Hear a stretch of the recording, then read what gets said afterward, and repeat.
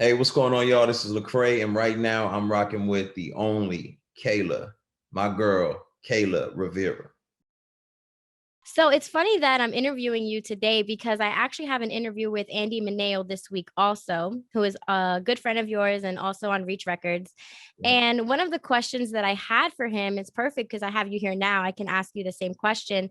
The song that you guys have together, Coming in Hot, it's his song, you're featuring on it. It was released 3 years ago, but it's going viral now. Right. What is Yeah. your reaction towards that? And even seeing Kim Kardashian repost it on her reels and her story. Yeah. It's been pretty crazy to see. I'm grateful for all the attention it's gotten. I mean, it happens like that sometimes. Songs are created and then they're not really fully recognized or realized until later. I also think it just has something to do with just kind of like people revisiting music, going back in time and just checking out old music and adding their little flair to it. So this isn't that old, but it's 3 years, but it's been great just to see people. It's become a soundtrack to people's lives. One of the biggest songs on social media right now. Yeah, for sure. I think it also goes to show how powerful social media really is too. That at Yeah. any given time, something that you've created, whether it was recently or years back, has the power to go viral and Yeah. create much more success for you guys. The other thing that I found interesting, so me and my family were big fans of your music, and I always thought that you were from Atlanta. And me and my family, we just moved to Atlanta. We're from New York. And like I said, I've been wanting to interview for it for some time now. And I always thought you were from Atlanta, but you're actually from Houston. What has inspired you to give so much back to this city? And how long have you been here? Because you really do the groundwork, you give back. You were at Fulton County Jail recently. And being here for 2 years, there's such a great need in this city. Right. Yeah. I'm just the type of person to where, wherever my feet are planted, I want to grow roots. And so wherever I'm at, I want to be involved. Every city that I've ever lived in, I try to give it my all and just really embrace it. It's just kind of like if you go to China or something, you just really kind of embrace the culture and dig your roots in and serve. And so I've been in Atlanta, oh man, I mean, really like over 10 years now. So it feels like home at this point in time. I mean, it is home at this point in time. Texas is always gonna have a special place in my heart, but since I've been here, I've just gotten to see what's going on, and you want to invest in your community and invest in your own backyard. Yeah, you I know you founded Reach Records with I believe his name is Ben Mhm. in 2004. When you guys founded Reach Records, was the destination always Atlanta or were you already living out here and it kind of came to mind? No, really what happened is I've always loved Atlanta, and I never imagined I'd be living here, but I love the city. I came out here, as a teenager and fell in love with it. And then we wanted to be in a city where we felt like we could really affect the culture. Where was music being created? Where was culture being created? And how can we be a part of that? And we just thought about places that we could live where we knew we could recruit people, have a host of different kind of talent. And Atlanta, is kind of like the New York of the South. And so Mhm. we came here. And I think it's amazing too because now everyone is coming to Atlanta. Like everyone who lives out here, we're like, all right, guys, like we're full here, try another state. So I want to also talk about your album Restoration, which was released last August, correct? Yeah, yeah, last So August. what inspired this album? Because it was a really, really good album. And I know that you've touched on some very sensitive topics during this album. So what inspired Restoration? Really just dark times, going through some really, really intensely dark times. I mean, I experienced probably the worst couple years of my life before I had written that album. And so when you experience, you know, a serious round of clinical depression and anxiety, and just dealing with inconsistencies and all types of troubles, Mhm.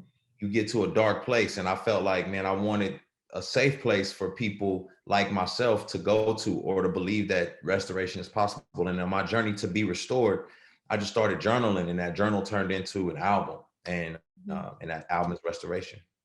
Would you say that journaling is what helped you, or part of the reason of what helped you overcome your clinical depression?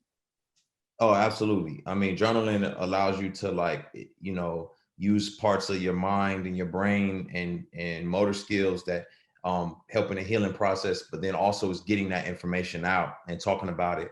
A lot of meditation, a lot of therapy, all those things were very necessary for me. Obviously prayer were just very necessary for me to get through that dark season. Now, I know you're a big advocate for mental health in the community. How do you maintain a healthy mental health now? Yeah, well, what I do now is I look at mental health as holistic health. Mhm. So it's not just like trying to keep your mind healthy. It's everything contributes to mental health. So your physical health, your emotional health, your spiritual health, all those contribute. So for me now, I just try to have a regular regimen of trying to, not eat crazy. I don't take in too much caffeine. I work out regularly, and I take breaks. A lot of times people just work themselves into the ground, and I take a day regularly and just say I'm not doing anything, and I don't create any extra objectives for myself, and that keeps me in a healthy place. We have a lot of pioneers in the industry who are big advocates for mental health. What do you think people can do to better that work? I think a large part of it is stress, and being overly stressed. And a large part of our stress is that we're working too hard, and we're working too hard because we don't have a firm foundation on our identity. I think a lot of it comes from that. So for me, I would advise lots of people to go through the process of finding a good therapist and just digging inside to see where some of your insecurities may lie, where some of your, all those things that give you a sense of like, you know, um, insecurity and not feeling self-sufficient. Now, on this album, you collaborated with several secular artists, which is something that you do often. Mhm. Um, how does that process come about? Do they come up to you? Do some come up to you and say, "Hey, like, I'd love to do a song with you," or do you instantly see someone and say, "I got to work with them"? Yeah, it's a little bit of both. I mean, it's sometimes they say, "Man, I really want to work with you," Mhm. um, or they're fans and they just haven't had the opportunity to work in this type of space or genre. Or I reach out to them. Or in certain cases, people think that we would be a good fit, and then they introduce us, and then it kind of works that way. So such was the case with John Legend and Drown. We Yes. had known each other and known we have mutual friends, and then it just turned into somebody saying, "Man, I think this would be a good fit," and they kind of paired us together, and we got to talking, and the song came about. And so it's always a different scenario. But I always like to have some sort of relationship, and not just do music to do it. I want to kind of know the person or know their perspectives. Yeah, that was a really good collaboration. Is there someone out there that you haven't worked with yet that you have your eye on that you really, really want to work with? Man, it's so many people. It's like the sky's the limit. You know what I mean? I think there's just tons of people that I feel like, man, I would love to get the opportunity to work with. Early in my career, Kendrick Lamar and I established a relationship, and we both just got extremely busy and had a lot going on. Obviously, he his career took off incredibly, and so we never got a chance to collaborate. So that's one that I think would be special if that was able to happen. Yeah, I think that would be good. And what about you're from Houston, Travis Scott? Yeah, yeah, yeah. Travis is a phenomenal talent, man. And I think yeah, I mean, he's pioneered a lot as far as production and stylistically. So of course, that's a hometown hero. I'd love to work with Travis as well. I'm curious to know, like I said, you've worked with several secular artists and have had such great success. Do you often get pushback from people in the Christian community about collaborating with secular artists? Because I know there's some legalistic people out there who feel like you're a Christian rapper, you do Christian music, you should only be collaborating with Christian artists. So do you Yeah, ever get any pushback? yeah, all the time. I mean, all the time. But it just comes to the territory. You just have Mhm, to be sure of what you're doing and sure and confident in what you're trying to accomplish. Because there's always going to be somebody who I honestly feel like if you're not getting pushback on either side of the fence, you're probably not walking in integrity and being true to who you are. Because mhm. when everyone agrees with you, that means you're not your true self. And if everybody disagrees with you, that means you might have some problems. You might need to check yourself. But when there's a healthy amount of people who love what you're doing and a healthy amount of people who just are like, then you might be, going down the right path. So that's what I try to do. I agree. I agree for sure. So your album Restoration, which came out last year, August, from that you released a book in October. You released a mini docu series. When did you realize, all right, I need to go down this road to restoration? Because you talk about that a lot. Yeah. Um, I mean, honestly, I had gotten to a dead end. I didn't realize I had some character issues. I just knew like I was in a dark place. And oftentimes when you face at the end of your rope, you find out what's really inside of you. And I Mhm, was at the end of my rope, just relationally, emotionally, and my faith really wasn't as strong as I needed it to be in that moment. And so I saw some gaps in lack in my character. mhm, And I think sitting down with a therapist and hearing my therapist just talk to me about some of the things that happened in my past that have created, some of these patterns in my life today really made me say, oh, this is going to be a process. And then I just jumped in. I jumped in that process of restoration. And it's not something that happens overnight. We're not talking about a broken bone that you just put a cast on and it's all good. We're talking about some deep-seated issues mhm. that affect your mind and affect your nervous system. So it takes some time to really, go through that healing. And now you mentioned that you were in a really, really dark place. You also mentioned that you were struggling with clinical depression. What was that like? Walk me through that time. What was that like for you? And what was that like for your household? Because you're married, you have children, and I'm sure it was very hard on them as well. Seeing their, your husband, seeing your children, your father going through something like that and not being able to help. Yeah, I've always I come from kind of like a pretty tough background, so we suppress a lot of emotions and feelings. So I think I initially kind of fell into that mode of just suppressing it and not letting anybody see any chinks in my armor. Obviously, it was obvious. I didn't have an appetite. I was losing weight. Mhm, But my kids were young. I don't think they really understood everything that was going on, and they really couldn't tell. And I just try to crack a smile here or there, and just try to engage as much as I could. But you know you're going through the motions. You're not really enjoying it. You're just doing it. So I'm throwing a football, but internally I don't enjoy this interaction. I don't appreciate it. So yeah. but my kid wasn't on a difference. Now my wife, on the other hand, it was tough on her. It was Mhm, extremely tough because she's used to a certain person, and now she's got to deal with this person who's struggling to claw their way back to a sense of normal, and mhm. so of health. And I think that was very hard on her. So we both ended up needing therapy after that episode. I could imagine. What advice would you give to someone who is kind of in the same position? They have an immediate family member, they have a good friend of theirs, or even a colleague that they can see is visibly struggling and they don't know how to help. What advice would you give them on how to approach that situation, how to approach a person who's really struggling? Yeah, well, first thing I would just say, you got to realize that mental illness is not like anything else. You can't really see it, right? You don't really see a lot of the evidences of it. They seem normal, they seem regular. And so you kind of have to be sensitive to the fact that their struggling is internal and not external. And so just listen and, encourage them.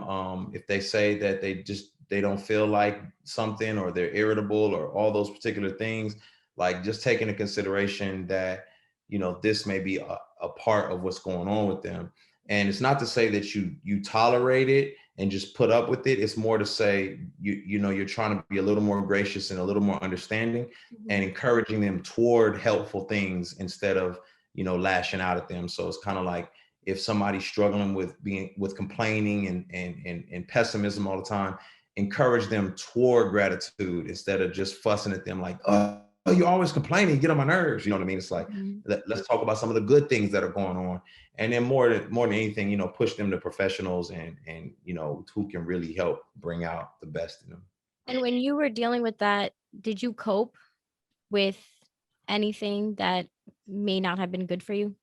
Oh yeah, I mean, well, that's how I got to the end, to the dead end. So it wasn't like the clinical depression was like the end of like kind of like a decline. You know what I Mhm. mean? It was like I was on a constant decline, constant faith struggle, constant emotional struggle, and mental struggle. So to cope with that, yeah, I was drinking pretty heavily. Mhm. I had gone to the doctor to get prescription medicine for anxiety, but I was abusing the medicine that I was getting. And then it was just kind of like I was taking something to go to sleep, taking something to function during the daytime, and then at the end of the day, it's kind of like I find myself always having a drink. So, I definitely found myself coping, and Yeah. and now I look at all that and I'm like, man, what a dark place that I was in, and I'm grateful to be out. Yeah, and although that wasn't, like you mentioned, such a dark place for you, I think it's beautiful to see how God literally has restored you and how you were able to take that pain, to take that journey and turn it into an album, a book, a docuseries. Speaking of your book, I Am Restored: How I Lost My Religion But Gained My Faith. Now, I like that title a lot, and that leads me to my question. Why is it so important to you to have a relationship with God and not necessarily focus on religion? Yeah, well, I think um there's the term religion in our culture doesn't really mean like this incredible great relationship with God. That it means more like following rules in order to be accepted. Mhm. And so for me, that's prison. For any of us, that's prison. It's like the only way to be loved is if you get it all right. And we all know we don't get it all right. We break the rules. I break my rules all the time. I can't even keep my New Year's resolutions. You know what I mean? So if relationships are hinged upon us being perfect people, then we're all in trouble. My kids are in trouble if like the only way I'll love them is if they are perfect. That's a prison for them. But relationship is about understanding that you're loved and you're cared for and you're valuable despite your actions. And when you know that, you don't want to do stupid stuff. You don't want to ruin a relationship because you know that you are already valuable and loved. And that's what faith in relationship with God is understanding that, man, I'm already valuable. He's made me valuable. And how do I continue to cherish that relationship and keep investing in it? Mhm. How therapeutic was it for you to release all of this content? Your album, your book, your docu-series, and was it hard at all to really be transparent and let people into what you were dealing with during that time? Yeah, well, I had already spent so many years hiding, so many years in suffocating truth and ignoring the pain that I was at a place where I was willing to tell it all, and then I experienced so much goodness.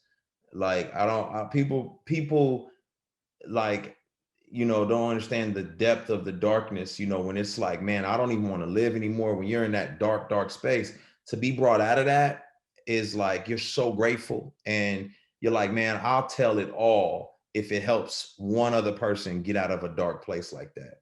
And so for me, man, I just wanted to pay it forward and be open, and talk about all of the trauma, everything that's ever happened to me, all my mistakes, because I felt like, man, that was helpful for other people to get out. I know that's not the norm, and you don't have to do it. I don't recommend everyone go off telling their whole story like I did, but I knew that sharing my scars would help other people heal, so I wanted to do it. 100%.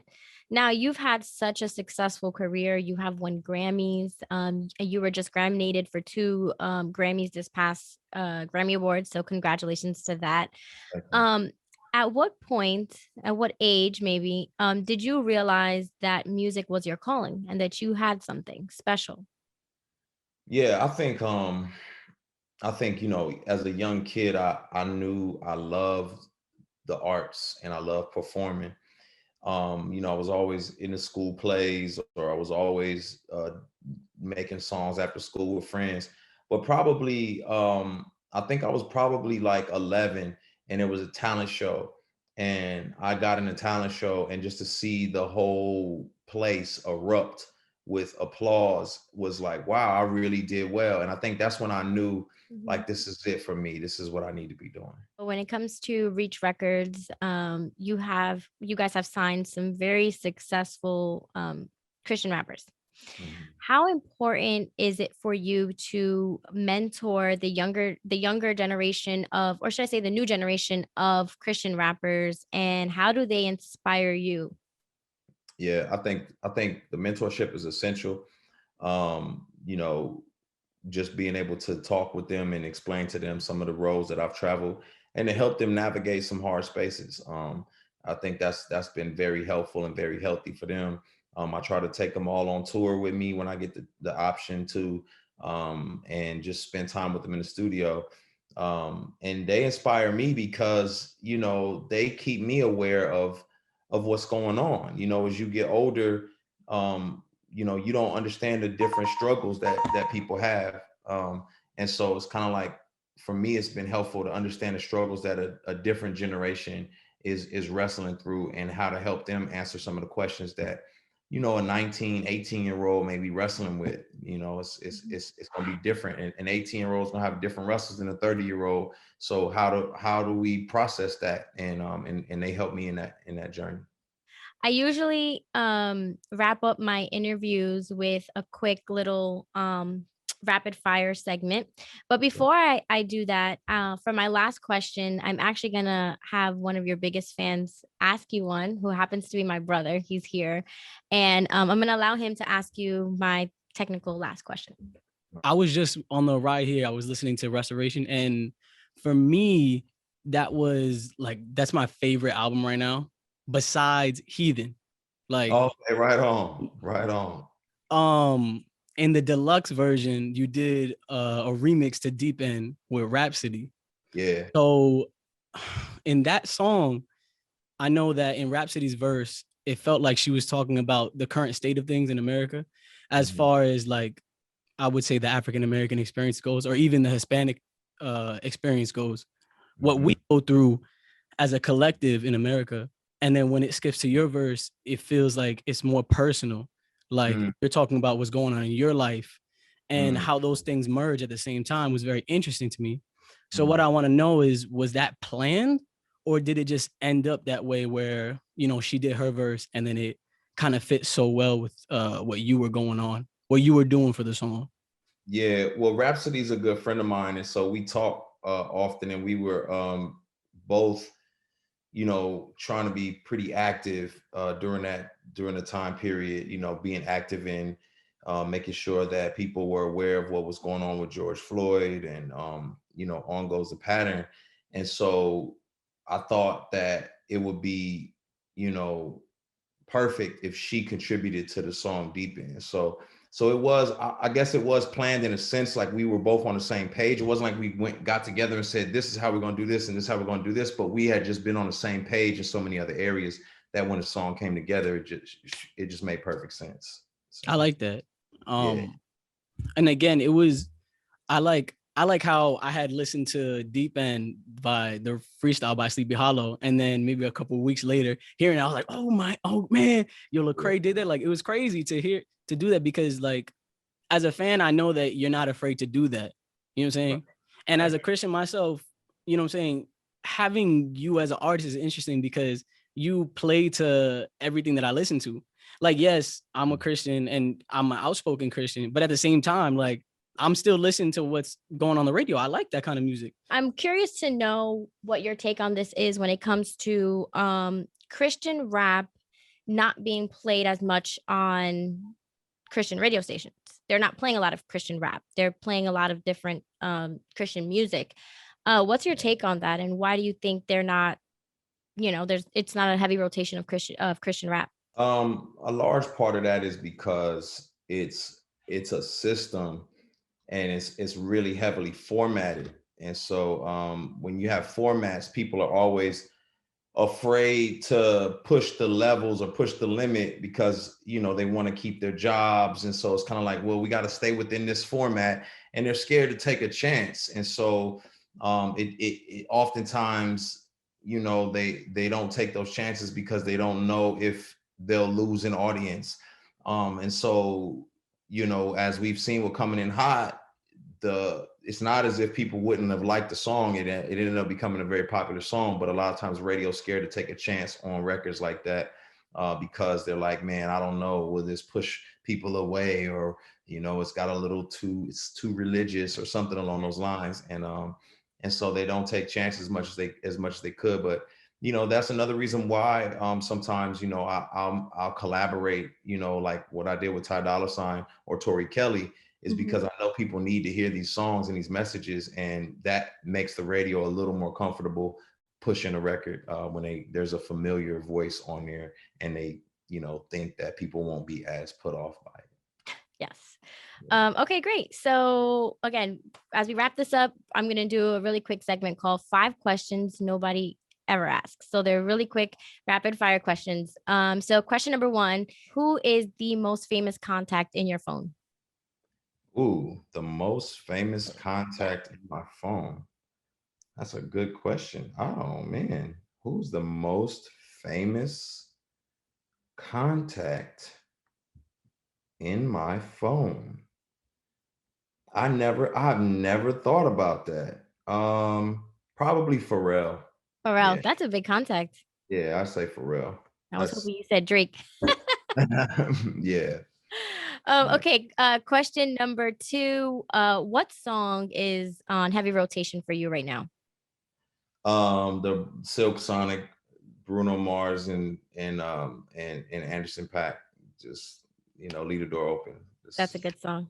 It's a great song. Question number 3. What TV show are you currently binging? Snowfall. I can't binge it really because I gotta wait every week for the next episode, but I binged the past seasons, you know. But yeah, I gotta watch that. I've been hearing some really good reviews about it. It's really good. So good. So good. Question number 4. If you could sign anyone right now to Reach Records, they don't have to necessarily be unsigned. You know, it could be literally anyone, secular or Christian. Who would you sign right now? Like you had 30 seconds. Who would you sign? Who would you like to be on Reach Records? I mean, I guess I'll sign Justin Bieber. Why not? You know what I'm saying? Sign JB. Yeah, that's a good that would be a definitely good add to Reach Records. Yeah. And then last question. If you were in the NBA, what team would you play for and what position would you play? And you can't say the Hawks. Okay. Okay. Any NBA team that you could be a part of right now, and what position would you play? I'm gonna go to Golden State as a shooting guard because, you know, Clay can't play right now, so I'm gonna help out Steph and Draymond, and just try to, you know, help them get back to business. You know, That's a good team. Yeah, That's a good team. I'm surprised you didn't say Lakers with LeBron. I mean, yeah, that's true. That's true. But, you know, I'm just trying to got some heavy hitters now too. Yeah, trying to go where I can help. That's all. You know what I mean? I'm serving at heart. Awesome. Well, thank you so much for your taking your time out, Lecrae, for our interview. I had a great time. Please tell everyone what you have going on at this moment and what they can look forward to. Yeah, obviously, Restoration album is out. The book I'm Restored is out. I'm working on Church Clothes Volume 4, which the next project should come out this summer. So stay tuned.